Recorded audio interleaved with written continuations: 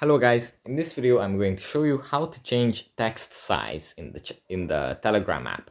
But before that, don't forget to subscribe and leave a comment down below, because at 10,000 subscribers I'm going to show you my whole YouTube revenue statistics and growth strategy. So without further ado, let's just jump right into it. First we have to open up the Telegram app, and here it usually opens up in the chats menu, but from here we can either swipe right or tap on the three lines at the top. Here in this list, we have to tap on settings. And in settings, we scroll down a little bit and find chat settings. We tap on this.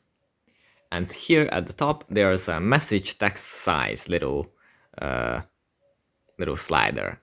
And here we can either enlarge it, so we can see it easier, more easily, or we can make it smaller. And yeah. So that's pretty much it for this video. Hope it was helpful for you guys, and see you in the next one. Bye.